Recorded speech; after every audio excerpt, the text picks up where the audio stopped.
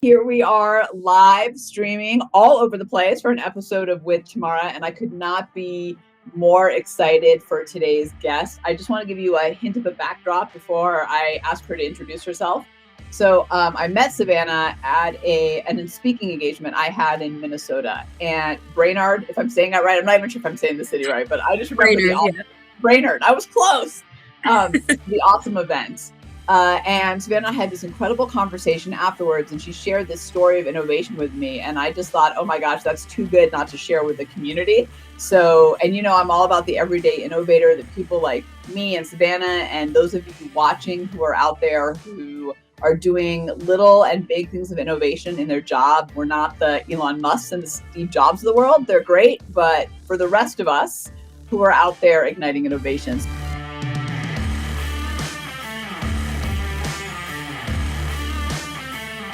Savanna, it's so good to see your face again. Welcome. Let's just tell everybody a little bit about kind of who you are and what you're responsible for at your organization. Yeah, well, thank you so much for having me. I'm super excited to be here. So at Highway, my official title is the Executive Administrative Assistant, but I work with 7 different senior executives here across the board. So my job description is pretty much whatever it needs to be on that very day. So I can do anything from graphic design, business development, community outreach, event planning, grant writing, vendor management, vendor negotiations, just kind of a little sprinkle of everything. So basically, you're the person who makes sure things move forward. Yes, that's what I like to think of it as. You know what I have come to learn in my years of experience is that that's the person that's actually most important in the organization in a lot of ways. And I think also has insight into a lot of different areas and is prime for innovative ideas because you see things outside a silo that other people don't. I think that's pretty cool. So speaking of innovation, your everyday innovator style is Inquisitive Risk Taker, which for those watching, so you know what that really means is that, Savannah, I have a question for you on this. But what that really means, the Inquisitive is all about innovation, the questions, not the answer, challenging assumptions, digging deep, bringing deep innovation to the table. So while the rest of us play on the surface, people like Savannah tend to like dig a little and dig a little and dig a little and find new ideas. And then the risk taker side, which that's one of them that you and I have in common, is all about innovating in the uncomfortable. So we're actually better leaping, getting uncomfortable, and then innovating than staying comfortable. For us, comfortable doesn't work as well. It's not that we can't be there and be good there, but for innovation, we need to leap. So my question for you, Savannah, is tell me, with all that, tell me a little bit about how you think about igniting innovation in your day-to-day world.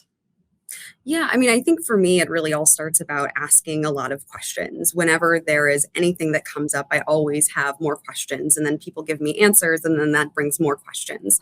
So I think that, knowing that there's always additional questions to ask really helps you kind of dig deeper and find where there could be solutions where you maybe didn't think that there could be, something better. And I think that right off the bat is really helpful. And then I think too, definitely, I enjoy being in situations that are kind of new and exciting, and I don't have a problem with being uncomfortable. So knowing that, it makes it easier to kind of jump in and try new things. Do you think that you said so many good things? I want to ask 2 follow-up questions. One is on the inquisitive side is when you ask those questions, do you find, this has been my experience with inquisitives, do you find that you also then get other people to think differently? Because you tend to ask, and I saw it in you in the conference when we were talking, you tend to ask questions that aren't the normal ones necessarily, aren't the ones we've always been asking. So do you find that then makes other people go, huh, as well, not just you? Yeah, it definitely does. I think that it's helpful because I think about things in a way maybe other people don't always think to ask about. And I think that helps them come up with then their own questions. And so then that leads to other new ideas. And it really kind of diversifies the thought in the room. So, and on the other side, the risk taker, this is just kind of more of on a personal side, because I think, there's this myth out there that we all have to get comfortable, like we have to be fearless, we have to leap and be like, love it at every moment. But what I heard you say is, I'm okay getting uncomfortable. So I guess my question for you is, and I think this is great, I think with your answer is great advice for everyone out there is, do you find that you ever get, does it ever get easier, or does that feeling of uncomfortable go away, or do you just get better at dealing with it? That's actually a really good question. So I think that a lot of people have said that, when I go places and I talk and I seem really confident, but I'm super nervous. I'm always super nervous, and it is really uncomfortable to go to these situations or try new things and do something a different way than you've done it.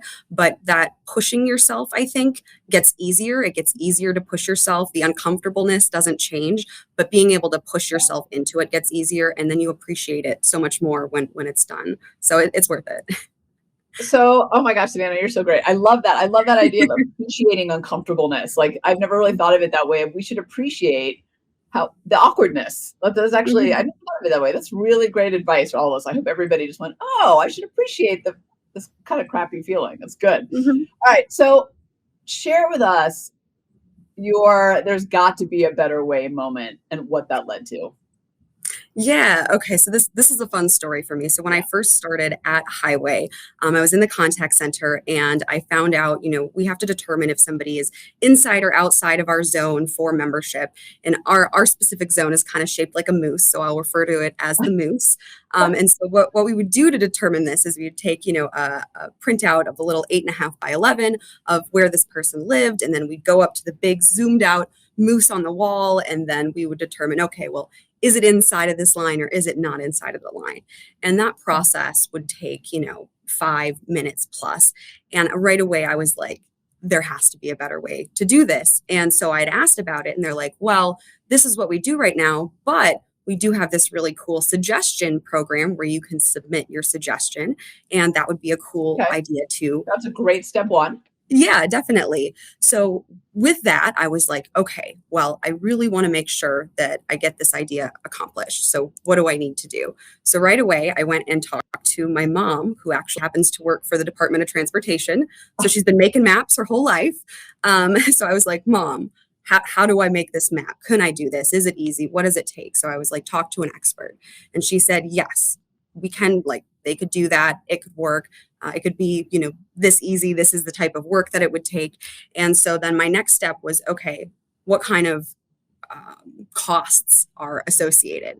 And I think that part was pretty exciting for me, because I was like, well, let me calculate how long I take to do this. And then let me times that by how often I do it per week. And then how many associates are doing it in the department. And then I got all the way up to, how much it was costing per year just for that one activity, and figured out Wow. how much money we could save if we switched to this new idea. And so I really tried to gather as much information as I could before I submitted the idea. So there's a few things I want to ask you about in there because they're so good. And I remember being kind of blown away by some of the things you did to get the idea forward. So first off, I have to imagine that not only you, but people were frustrated with this whole like print out, go match it on the wall thing, but people just kind of dealt with it, right? Like it was just, but I have to imagine, right, that people didn't like it. I mean, I think at that point it was just kind of the normal. So people are just like, Mhm. that's just how it's done? Yeah, which is a great insight right there that we get so comfortable in how it's done, even when it doesn't work Mhm. very well. So Right. the other thing I just want to highlight and have you share a little bit more of is you did the math, and I think that that's so brilliant because one of the mistakes I think we as everyday innovators make is we present our ideas and then hope for the buy-in before proving the pain. And I think pain gets people to see possibilities, and without it, people miss it, right? Maybe they're not the ones who have to do it every day. Maybe they've got other priorities, whatever, they miss it. What was that like? Like, was it kind of a big aha? Because I got to imagine too, for that number was actually big. Yeah, I was surprised with how much the cost was that was being spent with just that activity, with the amount of time that, we were taking doing it every single day.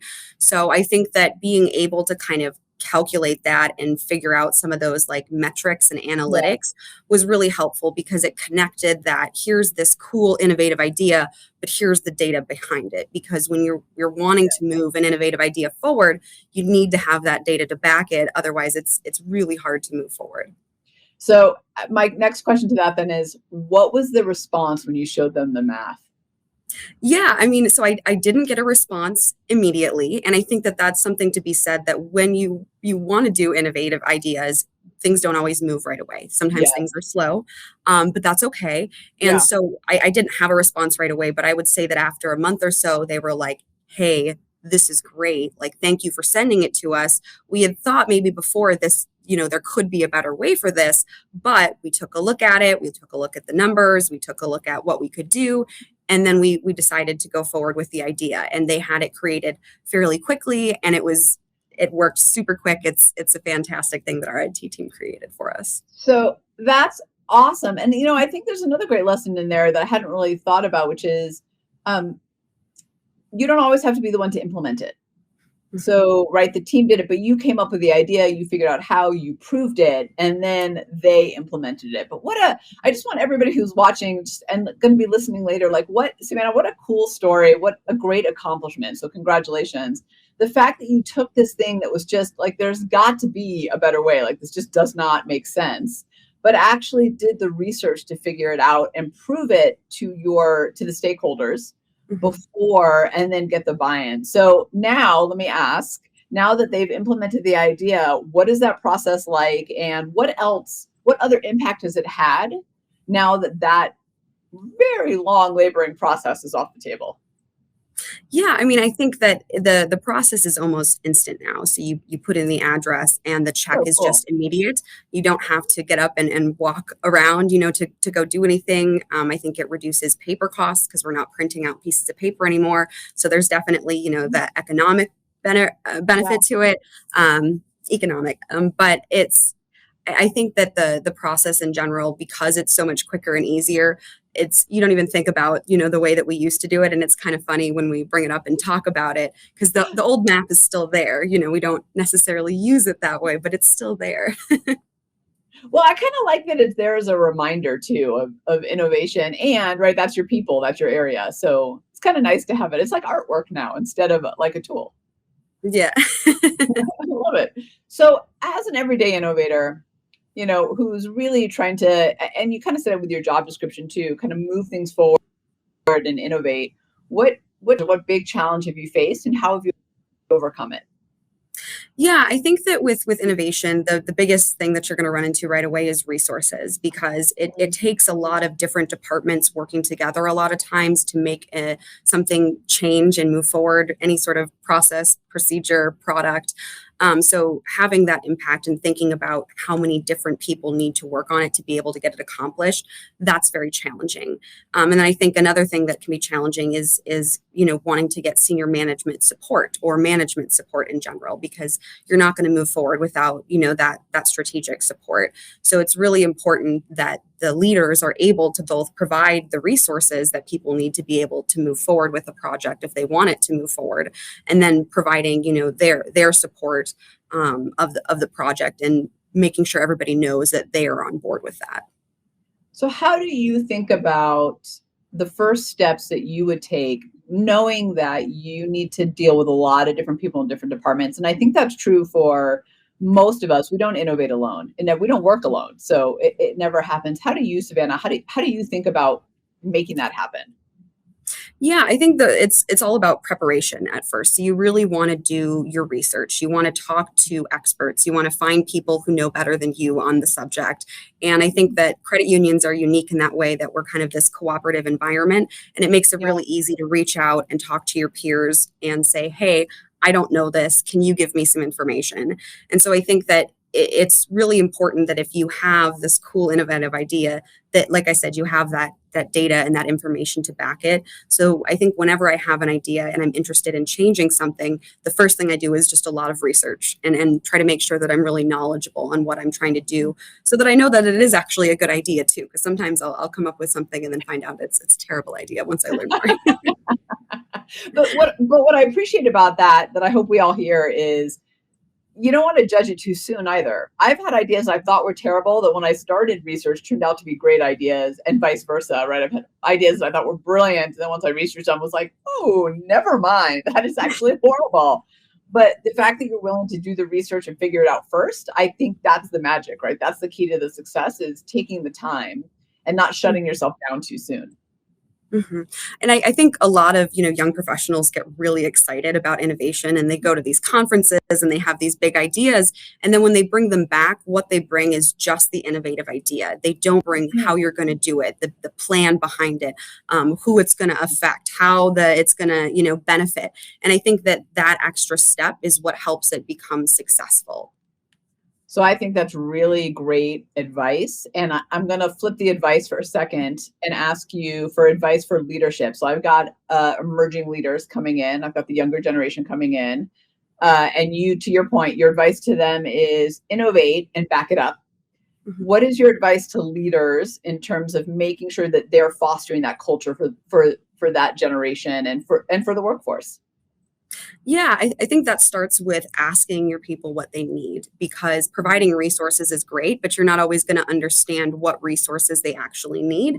You may think you know what the resources are, but I think it's important to really ask your team, what do you need? What can I do to help you succeed? And then making sure that that is actually available. I think that that's really, really important. And then, making sure that you have the right people and that you're really empowering those people to be able to succeed themselves and not trying to take over it. Because I think that can be very tempting sometimes when you're a leader. It's hard to let other people take over sometimes. Yes, it is. I can tell you in my Yeah. many years in work. Uh, it reminds me of when we were playing rock, paper, scissors, and we were talking at the we were talking about how, like, when the person doesn't know how to play rock, paper, scissors, instead of saying to them, how would you do it? What do you need to learn how to do it? We say, oh, Mhm, here are the rules. So mhm, we miss that opportunity to tap some naive intelligence and some different thinking because as leaders, we're like, oh, here are the rules. Just follow these mhm, rules. So I think it kind of relates to what you're saying. mhm. When you think about your work, your career, your life, what are you most proud of accomplishing? I mean, it's hard to think about accomplishments, I think, as a young professional, because I still feel like I have so much left in my journey to accomplish. But I guess I'm really proud right now just of my ability to kind of take feedback and use that. And I think that it can be really hard sometimes to hear critical feedback, but it's so important. And I think that I've really kind of honed in on being okay with hearing that my ideas maybe are not the best, or that maybe the way that I was going with a particular project is not the direction that we want to move forward. And then I use that as a learning opportunity. Recently, I did a project for somebody where I put some charts together for them, and they were like, no, these are all wrong. This is how I want them. And I use that as an opportunity to learn how to make charts better. So I think that it's really important to take feedback and use it as an opportunity. Hey, I'm going to ask you a Oprah question on this one. Let's on the couch. Because I think that's really important and really hard for people. It is easy to hear praise. It's really hard to hear what we need to improve. And I think oftentimes we fall into this trap of, well, they just don't get it, right? Mhm, It's them, it's not me. I'm good. They don't get it, but we do have a lot to learn from other people. Is this ability to take in the positive and the improvement feedback on your end? Is that a skill you've always had, and or have you developed it over time? And if so, how? Like, what advice do you have for the rest of us who are like, yeah, okay, I hear you, Savannah, you are right. Like, we need to be better at listening for improvement. But it's hard, right? Like, nobody wants their baby to be called ugly. mhm. It's hard. I've gotten better at it over time. It's not something that I've always been good at. I think that I used to take it really hard when people would tell me something I'd been working really hard on was not the greatest. But I think that I had that situation flipped on me where I needed to tell somebody that they were moving in the wrong direction. And so I saw it from that perspective, and that really gave me the idea that, I need to take this as an idea for improvement. And so it was, again, really uncomfortable, and it was really hard at first to hear when people would tell me that they didn't like it.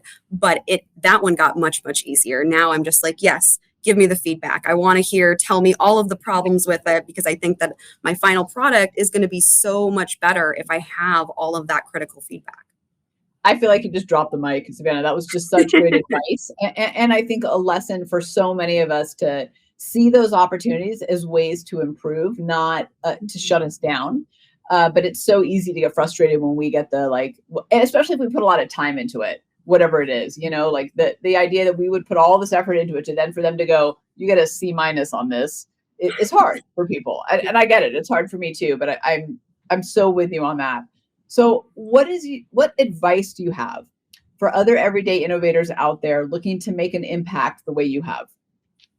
Yeah, I guess my biggest advice would be to start with, doing your research, finding your data, and then also being patient and being persistent. I wrote about that in an article Oh, previously, but it's important to both be patient with the process, knowing that there are a lot of steps, and a lot of those steps are going to probably be behind the scene, depending on where you're at and which department you work with. So you need to be patient in knowing that there may be things happening that you can't see, but at the same time, you need to keep that persistence level up there. If nobody's mentioned the project in a while, bring it back up. You don't need to be crazy hounding people about it, but keep it in people's minds so that they're not forgetting about it. So basically just don't give up on the idea. And eventually, maybe months, maybe years, hopefully it will get innovated. so that's great. We just had a question and then you answered the question. The question was, can you go on about patience and persistence? Give me an example. And then they said, thank you, because you then went on to give the example. So you guys were in alignment there. That's good. Yeah, I think it's interesting. I think, we as in when you have an idea, you think that it's like instant gratification. You want it done immediately. But I also have found that sometimes that time helps the idea actually get better too. So when things don't always happen right away, I find that that gap is a great opportunity to improve my thinking or improve the idea. It doesn't just stop there, you know? I was once told that the skill of rumination is extremely good to master as a leader. And it's one that I certainly struggle with because I like things to be done right away. But there is something to be said for giving something a day, some time to think about it, because you might change your mind.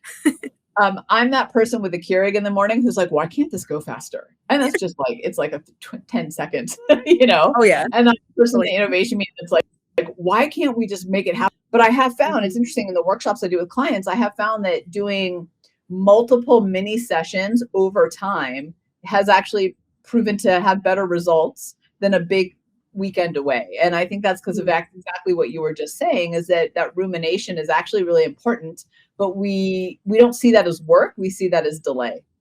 Mm-hmm. Yeah, self-reflection, very, Yeah. very important. Yeah. Well, I mean, sometimes like something pops into your head and you're like, oh, but you wouldn't have thought about it in the moment. So Mhm. here's my last question for you. It's my favorite of all of them. What's one thing we'd be surprised to learn about you? Okay. So I guess maybe I have two small things. First, Okay, perfect. probably a funny thing is this: I enjoy UFC. It's probably the only sport that I will pay to watch. Really Wow. love the Okay. fights. Francis Ngannou is my favorite fighter, heavyweight. Um, and then another odd skill that is completely useless is I'm wonderful at hula hooping, and I once won a hula hooping contest where I hula hooped for 4 hours straight. So should Without anyone stopping? ever need that skill, yeah, without stopping. Oh my God. What did you do about water? Did you like, were you hula hooping and like drinking water and eating? Like, how did you sustain for 4 hours? Yeah, well, I mean, so I can walk a little bit back and forth with the hula Uh-huh. hoop, once you kind of practice that, and then you just have somebody hand you a water and drink and set it back over, and you're good to go. But you don't want to drink too much because you're going for 4 hours straight with the hula hoop. But So you've probably seen this, but that's become not trendy. It's in a niche trend as an exercise class. oh, I for sure have TikTok and watched a TikTok video with exercise hula hoops, and I now have an exercise hula hoop sitting in my basement that I've used maybe 3 or 4 times. So Yeah, of course, right. That's always really good. Oh my God. Well, those are both super interesting, and I would be totally surprised by both of those. So awesome. Savannah, thank you. I just, for those watching and listening, I think you're a wealth of insights and practical insights, which is what I love. You're out there doing it and getting it done. And Highway is very lucky to have you. You are such a shining example of what we can accomplish as an everyday innovator. So thank you for sharing your story. yes, thank you so much for having me. This has been super fun.